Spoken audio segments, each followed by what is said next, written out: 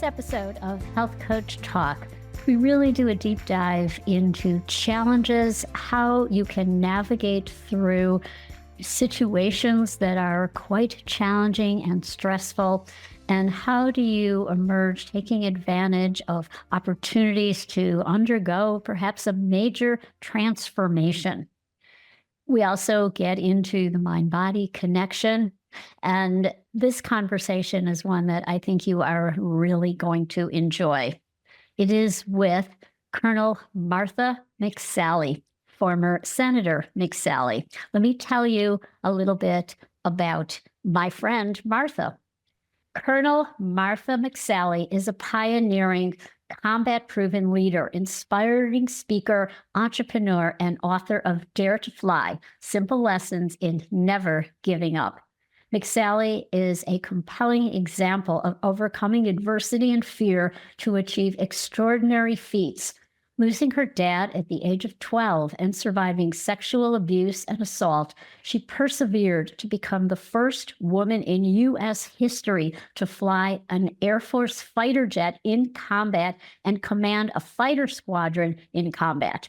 Martha deployed 6 times to the Middle East and Afghanistan, flying 325 combat hours in an A-10 attack plane, earning the Bronze Star and 6 Air Medals.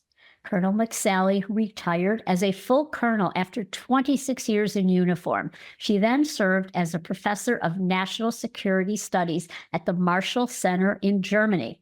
Frustrated with D.C., she resigned her professorship to come home and run for Congress. Martha deployed to a new combat zone in D.C., serving 4 years in the House, and was appointed to the U.S. Senate after John McCain's passing. Martha is now bringing her courage, resilience, and leadership lessons to the private sector. She is on the board of directors of 3 companies and impacts lives as a keynote speaker, executive coach, and leader of adventure trips and retreats. I'm honored to call her my friend, and I hope you will enjoy this conversation as much as I did recording it. Martha, welcome to Health Coach Talk. Excited for our conversation. Hello to everybody. So you underwent a real significant transformation. You were part of the Genius Lean Life program. And so let's just start out by talking about that. Sure. Because this was something that you did in 2024. And I know you have a long history. And first of all, thank you for your service to our country.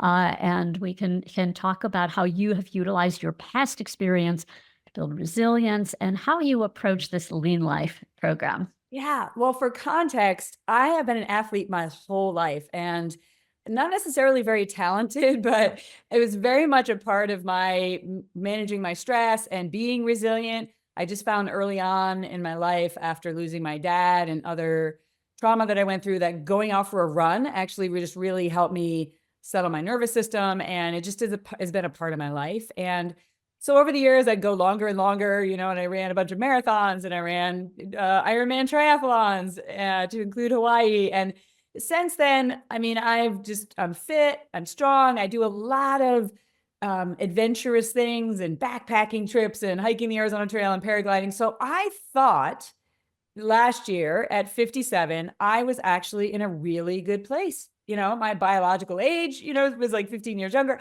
I thought I was fit and healthy. And when I looked at my New Year's sort of plan forward, I don't set goals anymore. I set identities using I am statements. And then I build habits and practices that cast votes for those identities, like James Clear says in Atomic Habits. So in the area of physical and overall health, I wrote something like, I am physically healthy, mind, body, spirit. I was something I take care of this impermanent vessel. It was a very kind of strong, healthy statement. And I put some routines up that were mostly what I was doing, Sandi. And then this Lean Life Challenge came up, and I honestly thought it was mostly for people who needed to lose weight and get in shape, which wasn't me. But my friends were joining, and I thought, I want to build a little muscle. I could get some coaching. I had a little FOMO of the community, and I decided to join. And we started counting macros for the first time in my life. I was counting what was going into my body, every single thing with certain goals. And what I realized very quickly was I was undernourished, underproteined, and overtraining. So it's an amazing story of most people think like, get in better shape and health, you have to work out more and eat less. I actually needed to eat more and work out less.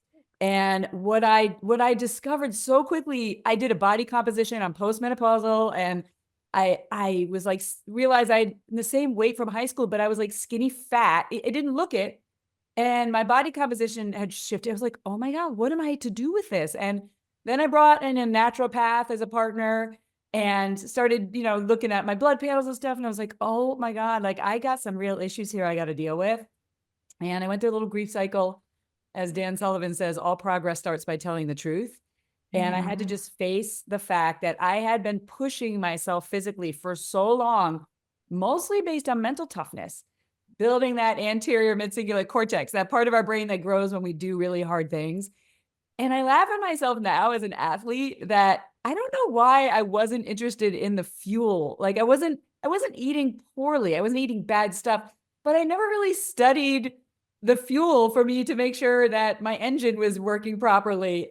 And it all changed. And within 6 weeks, with some coaching, backing off the workouts, drinking more water, starting to work with a naturopath, eating at like 150 grams of protein a day, I lost probably about, I would say 11 to 13 pounds of fat. I gained muscle, which at 57 is challenging to do. My body composition completely shifted. I mean, I was always like looking fit and strong, but like I'm now lifting more than like the 25-year-olds next to me at the gym and feeling better, more vibrant, like all the way around, sleeping better, feeling more rested.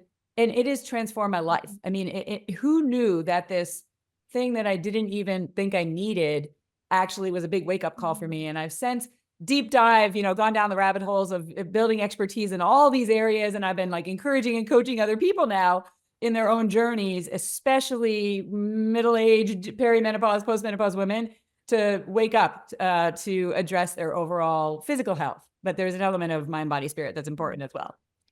What a beautiful, inspiring story. And it really reminds me of my own journey because I was raised in that to eat less, move more. And I was addicted to the steady state cardio for many years. And I had gone through, I was a vegetarian, I was a vegan, disastrous raw vegan, under eating protein. Yes. And also now have found I eat 1 pound, 1 gram per pound of body weight. And I have put on muscle, which, and I'm 75, turning 75. Awesome. And it's like, Let's do it. Yeah. I mean, it's, and have found that my strength is just like, a few days ago, I actually maxed out the leg extension, the pin variety. And so I kept going, putting them on, wait a minute, like, I could never do this when I was that skinny fat. Yes. And I think for so many women, they do not eat enough protein, and they also are stuck in cardio. They do not do enough resistance training. Totally And agree. yeah. Yeah. I mean, like if I could just give one message, and this is for men and women, but mostly women, because culturally, I mean, I was an endurance athlete and I loved going farther and longer, mostly because I wasn't talented, but I had mental toughness and eventually people would give up. But generally, culturally, they point the women towards the cardio machines at the gym and the men towards the weights. Women, listen, you have to go lift heavy things. We have to, as we age, in order to preserve not just our muscle mass, our cognition, like everything related to it. I love Dr. Gabrielle Lyon's approach of muscle-centric health for longevity. But like, let's bust through these cultural barriers, lift heavy weights, protein, protein, protein. I'm like eating sometimes 200 grams of protein a day, protein-focused eating, and getting good sleep are probably 3 of the most important things that we can do as we're aging. And you can quickly shift. I see all these people at the gym, women who are working out with me, and I know they're not eating enough protein and I'm not seeing any change. They're doing the hard work, but they're not getting the benefits from it because they're not eating the protein. Oh, absolutely. We were at an event I was laying there, we were a bunch of women, and I could tell they were sarcopenic. Yes. And I looked at what they were eating, and they filled up on the salads, on the grains, Yes. and the protein. They had a tiny little portion, whereas we were eating late, so it was at a party, and I had my Yeah. beef sticks, and I didn't care Yeah. how it looked. I took out my beef sticks from my Yeah. purse, and I had like 3 of them before dinner, realizing that the choices might be limited at dinner. But I think it is possible with some planning ahead, Yes. and you are really an inspiration for what is possible because of what you accomplished I mean, how many missions you flew in Afghanistan and doing things that, we typically don't associate with women as the first, Yes. female combat pilot, and everything that you have done that needed incredible resilience. Thank you. So Thanks. And I mean, the irony is that I didn't think this is one area of my life. I was just like those women. Like a year and a half ago, I would have been them and I wouldn't have known any better. So I have compassion while I'm saying this. And while I can't unsee what I know now. And so, for all those out there, all those people out there, men and women, who are not paying attention to these issues, it's not complicated. You don't have to get a PhD. Lift heavy things and eat 1 gram of protein per pound of body weight, and then make sure you're drinking enough water and you're getting a good night's sleep. Each, whatever that means for you, but there's some good sleep protocols that you can do. Those are so important for our physicality, and you cannot, you can't preserve your muscle mass and your functionality as you age. Biohacking and longevity are such an important thing right now. You can't do that unless you are doing resistance training in order to preserve your muscle mass and eating that protein. So it's not complicated.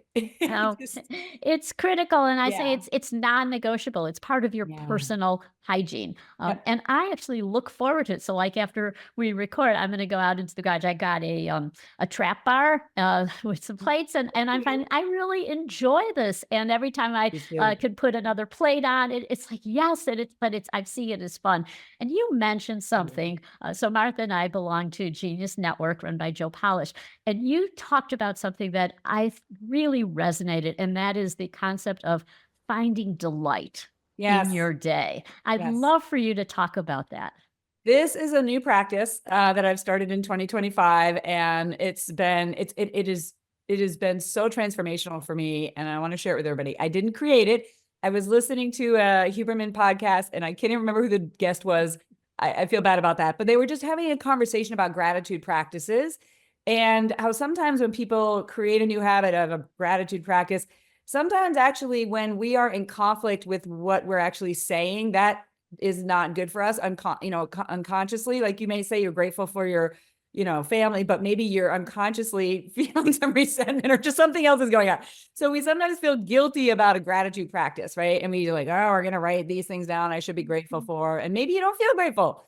So instead they had a discussion about the word delight, and it just like hit my spirit, and it just felt so expansive, and it means of the light, delight, right? It's very kind of a divine idea. And that is, as you go throughout your day, look for things that bring you delight, big and small.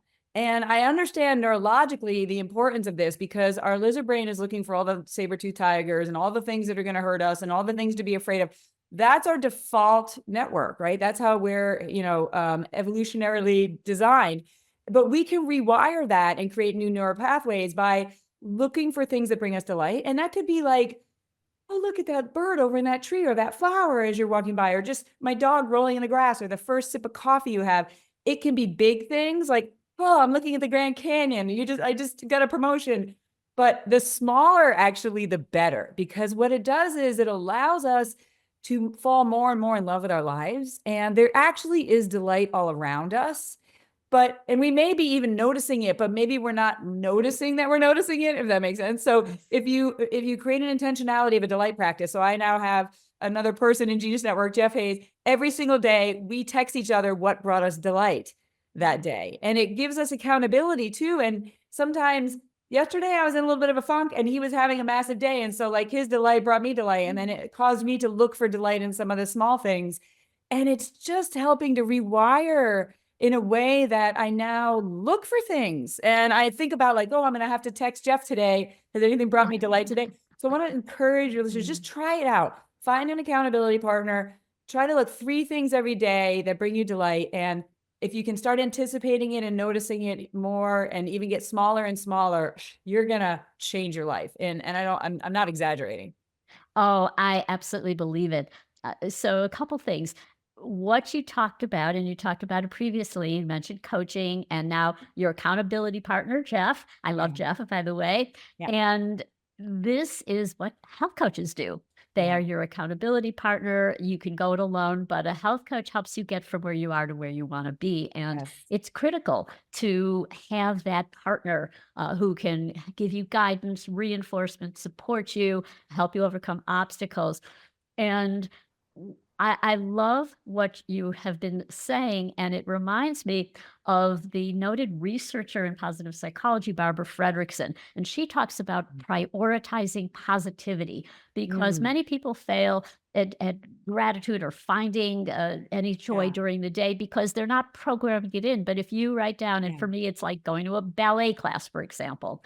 So I know every time I leave a ballet class, I feel good because it's like Yeah. meditation and I love it, or taking a nature walk. And she pencils that in. And that's what she recommends, that you actually look for what activities will give you delight, where you could Yes. say, yes, I watched a comedy with my friend and we laughed, or whatever it might be. And it's personalized. So it's not one size fits all, but having those during the day is really critical. Yeah. And I think, I do a very extensive end of year review, Sandy, where I actually go back day by day through my calendar and my photos and identify peak positive and peak negative and neutral days as I go throughout the year.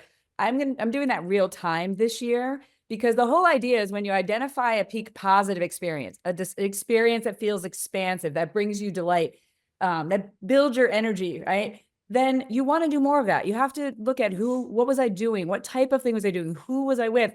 Similarly, if you are having peak negative experiences, look for those trends. What was I doing? Who was I with? Where was I? What was the environment? And simply eliminating the peak negative experiences, I'm going to do less of those. You raise your floor. And then on average, you have a more delightful life because you're stopping the negative and you're intentionally choosing to do more of the positive. This is not toxic positivity, which I think there's too much of that out there where people are having a miserable situation. They just lost their spouse. They got a bad diagnosis. And they're like, oh, I feel wonderful. No, I don't. I don't feel wonderful. Right, So right. it is important to be congruent. Don't be lying to yourself, because when we have our foot on the gas and our foot on the brake at the same time, that creates all sorts of energetic and systemic and then health challenges, because holistically it impacts us. Try to be as brutally honest as possible. If you're in a place that's fearful or angry, like, call it out, feel it, let it pass through you, be curious about it, like, and express it and let it get out. So, but don't be like, oh, I feel great, when you don't feel great, right? So this is not what we're talking about. We're not talking about toxic positivity, but with an intentionality, you can carve out more life experiences and live the life you love by seeking to do more of the things that actually bring delight. And then you will actually be able to impact the world in more positive ways because you're doing those things with the wind at your back instead of. Absolutely. And a big part of that is really catching those thoughts. And Yes. I was fortunate to have trained in cognitive behavior therapy with Dr. Albert Ellis, where I'm on Mm. catastrophizing. And 99% of the things that are most stressful, like for me, it might be a tech issue. I've got a new phone and it's not working and I can't get to something, or and I tend to then have a meltdown if I don't catch it. And often, as our mutual friend Whitney Jones would say, I don't have to, I get to be upset about this because I'm alive and I'm breathing, and you can transform it so that you send different signals that Yeah. are going to create. You can't be totally relaxed. That's the toxic No. positivity. But you say it's inconvenient, it's uncomfortable, it's stupid, but you tone down the language. Whereas people say it's awful, it's horrible, I can't take this, I can't stand what he's doing, or what. You get to that level of Yeah. up to a 10, and Well, it's and this is the reality, is that, and I've seen this in my own life experiences, people often are like, Martha, you're so resilient or anti-fragile. I get stronger after I go through harder things. And I've now realized, now that I've studied it more, that actually, like, we go through painful experiences. Pain is a given. Like, life is going to bring pain. So if you're not going through pain right now, you will soon. It's just the reality. I don't mean that as doomsday. It just will.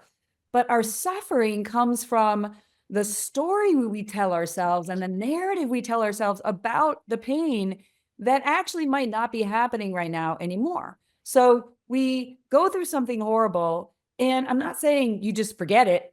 Like, you may need to go through some healing, some practices in order to release it and all that. I don't mean suppress it, because I did that for many years, and that serves you until it doesn't. Right. What I'm talking about is be aware that you may be causing yourself present suffering when you're actually no longer in a painful state, right? You're no longer experiencing the trauma. You're no longer experiencing the negative, the bad marriage, the situation at work, that whatever it is. But you playing the record over and over and over again creates suffering right now, when actually right now it's a beautiful day. Everything's great. Like, I feel so we suffer in the now because we're either doing the story from the past, or we're then catastrophizing the future. It's usually past or future focus when we're suffering. And so creating just an awareness of that, right? Be easy on yourself and catching yourself and creating a little bit of distance between stimulus and response. When you just notice what you're feeling, notice what you're noticing, notice what you're thinking, just that a little bit of a space to be the observer, to be like, I'm really frustrated right now. And I could either be a runaway train and I could just feed this thing and start suffering, or I could catch it, be aware, be curious, process it, take some clear actions as to what you could do to address the situation, and then, like, let it pass. That is the more fruitful and healthy way to be. And I learned this all, obviously, over decades, but that's also a part of our overall health. Like, we've talked about physical health, but if you don't have tools to release the negative impacts of what has happened in your life from the past, or the emotional impacts of the trauma, or everybody's been through, as Gabon Roate says, trauma, big T trauma or little t trauma. We all have. And if we don't go through the work to do the inner work, to understand, like, what is holding us back? What are we afraid of? What are we triggered by? What is the pattern we have in our lives? Why do we keep dating the same person over and over again with a different name, with the same dynamics? Like, the courage, really, people, say I'm courageous because I flew in combat. The courage really is to look inward and to be like, what's going on in there? Shine a light in there. Yeah. And be willing to be like, I need to be freed from this stuff, whatever modality I'm going to take. And that overall, if you don't do that, then it doesn't matter if you're lifting weights and eating enough protein and sleeping well. As a holistic being, mind, body, spirit, all together, you are still not going to be well overall, and it could impact your physical health, because the body does keep the score. So I just want to encourage everybody. It's not just physicality. It's the emotional, it's the spiritual, it's taking captive your thoughts and choosing new thoughts and not allowing those catastrophizing to happen. It's all these practices that actually allow us to live a life of well-being and abundance and longevity in all aspects. It's not just the physicality. This is profound. And, I'm turning 75 now, and so I have a lot of events that at the time I thought, horrible. How am I going to get over? My career's ruined. My life is ruined. I mean, you're stuck in them. And if you don't let go. But so you always say, well, will you remember this in 5 years, in 10 years? What about in 20 years? What about in 30 years? Will it even, it's gone. And perhaps you've learned from them. You've learned life lessons. But at the end of the day, with perspective, you zoom out with a broader lens in your whole timeline, and you can see that, that you are able to let it go. You don't wake up every day thinking about it, as you do when you're in the middle of the crisis, the failure, the setback, whatever it might be. Oh, absolutely. And what I have come to realize, again, it's taking me a long time to discover this, but as I look back, it makes so much more sense, is our life circumstances are actually a mirror of what's going on inside. And this is my current belief, that, we attract into our life opportunities to grow and learn and see areas that we need to let go of, that we need to heal from, that we need to get past. So instead of looking at just externally, like you cut me off in traffic, and business partner failed me, and a relationship partner did this. Take a look at like, what is this teaching me? What is this a pattern? Is it like, do I have a pattern of people abandoning me, or people that are, abusing me? Do I have a pattern? And again, I'm not blaming the victim. I'm just saying to look at it as an opportunity. Like, where do I need to grow? What is this maybe mirroring inside of me? That's the hardest thing, because the things that annoy us the most about people actually can be reflecting what's a part of us that we don't want to deal with. And the best thing we can do is graduate from the lesson, so we don't have to repeat it again. Because a different character will come into your life, to teach it to you. Absolutely. I always joke that, the divine gives us a whisper, then a billboard, then a 2x4. And we often are like, what? The 2x4 surprised us, but we saw the indications of the opportunity for us to grow and learn and let something go or heal from something with the whisper and the billboard. But sometimes it takes the 2x4 to get our attention. Oh, absolutely. So, what about healing or work to improve our nervous system in terms of self-regulation? And you are a fan of some things like breathwork or cold Yes. plunges. Can you talk about that? Yes. And again, these are things, some of these things I was doing my whole life, and I didn't realize I was able to be resilient, and I was able to continue to go through really difficult things in life. Surviving sexual abuse after I lost my dad at 12, and then abuse by my coach, and then sexual assault in the military, and then combat, and all that I went through. I had the resilience because I was doing things I didn't know what they were at the time, right? Now, whether it was like, get outside and move your body, right? When you're actually feeling like you're overwhelmed, like, get outside and move your body. And over time, I brought in more practices, because we can top down control our autonomic nervous system. Autonomic makes it sound like it's out of control, but as you know, and many of your listeners, we can take control of that top down through some practices. So I have added breath work. This morning, I did 45 minutes with our friend Jason Campbell. When I can't tune into his sessions, I do Wim Hof breathing or other types of breath work. When I sense like, man, I'm just feeling some turbid emotion and energy, so I need to do some longer exhales than inhales, for example. I mean, there's very simple things you can do. I'm feeling a little dysregulated. Well, just do some basic box breathing, right? Just, 1 second in, 1 second hold, 1 second out, 1 second hold.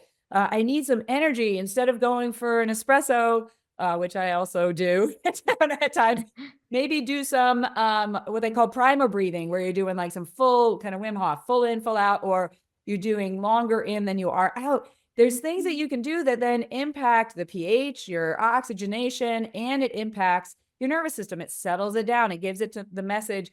Sometimes you're wanting to get into parasympathetic, right? Calm down, get clarity. Sometimes you're wanting to get into sympathetic, like, hey, I got some things to do. I got to get some energy in me.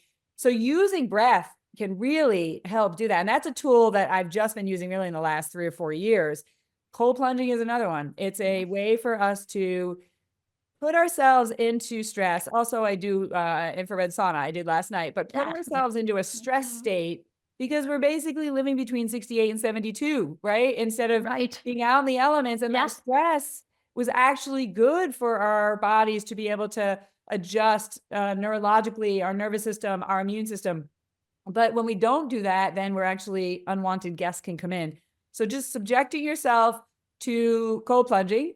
And I've learned from Stacey Sims, for women, it's a little bit different than men. You don't want to actually have it be something that increases inflammation. So make sure you follow the good guidance. But putting yourself into that cold water, I never want to do it. I hate the cold. I hate it.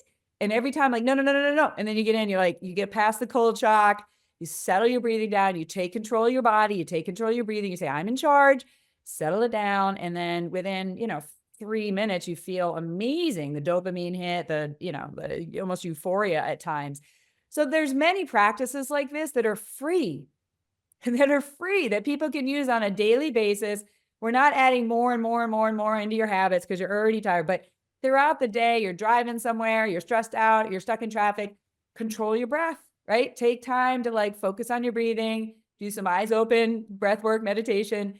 And these things can be really life-changing and can impact, obviously, our health, unwanted guests are excused, like viruses and things, like it's time for them to leave, and you can actually use these things for free in order to impact your health overall. Oh, I could not agree more, and I had been teaching breathing since 1975, I think. Wow. I used to do workshops and, which was so radical at the time.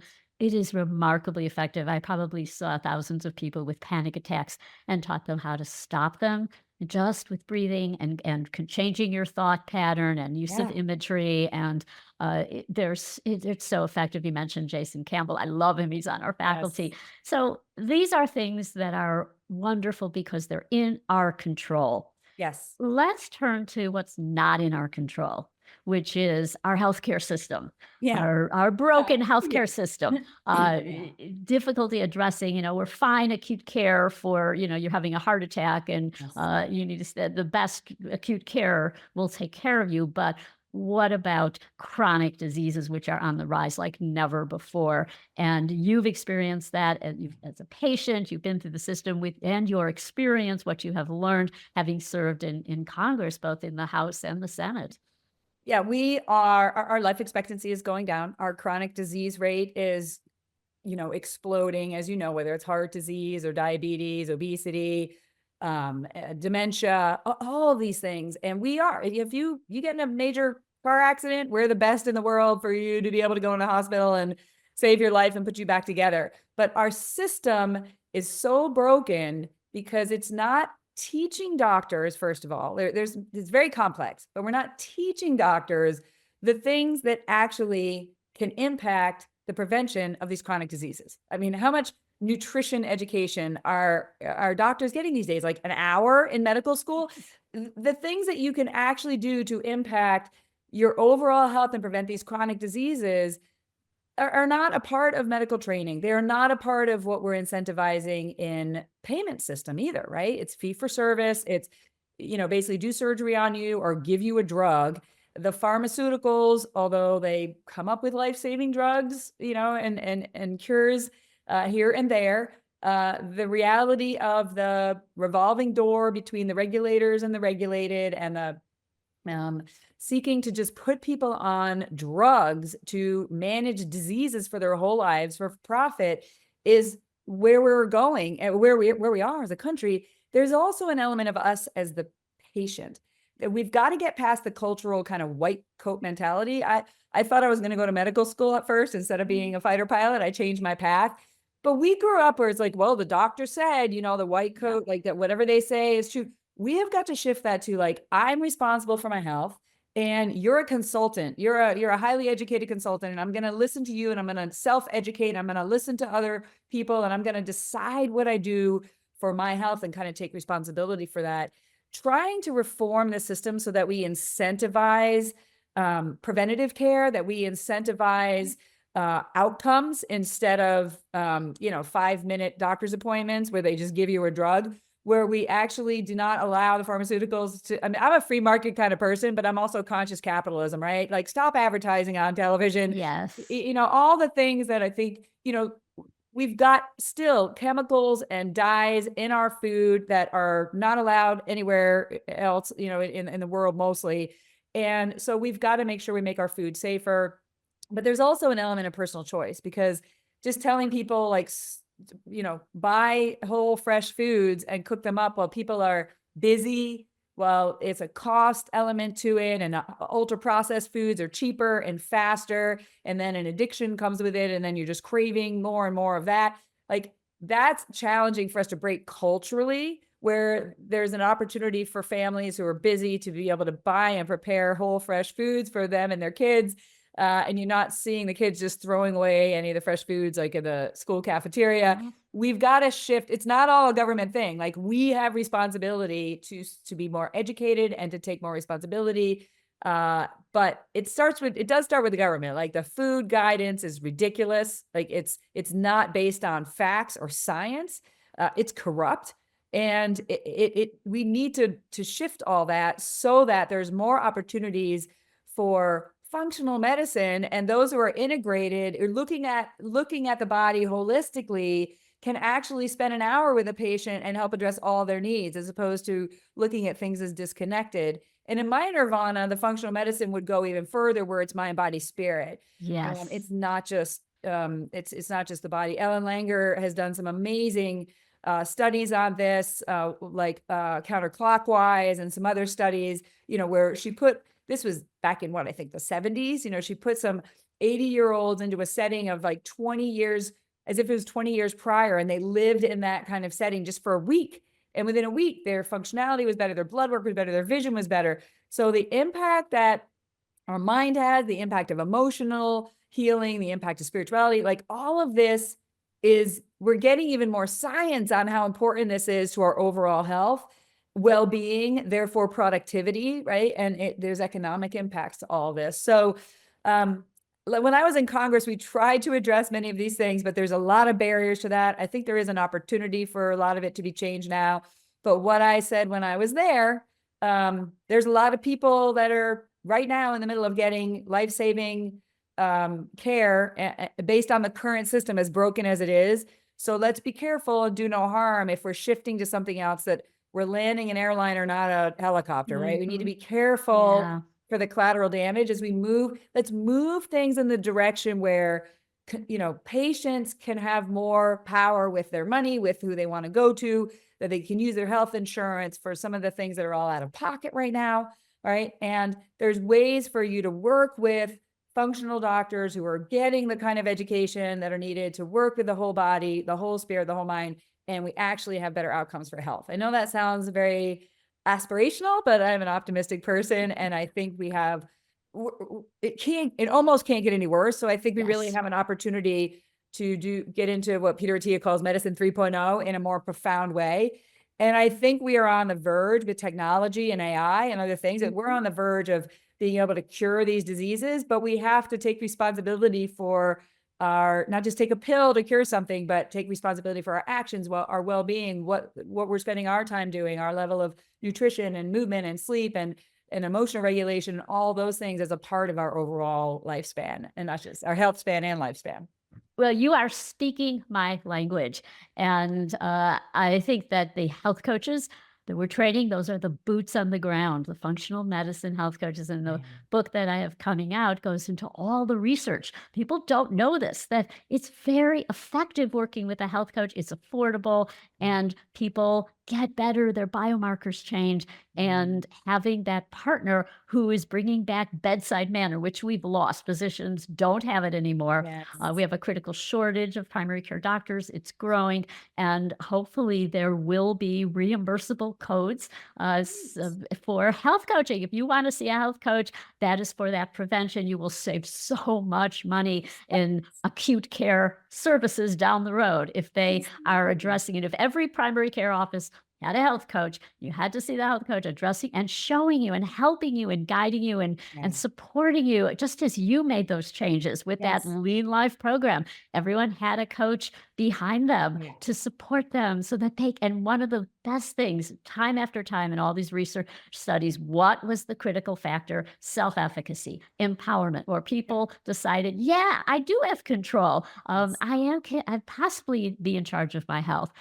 Well, this has been an incredible conversation.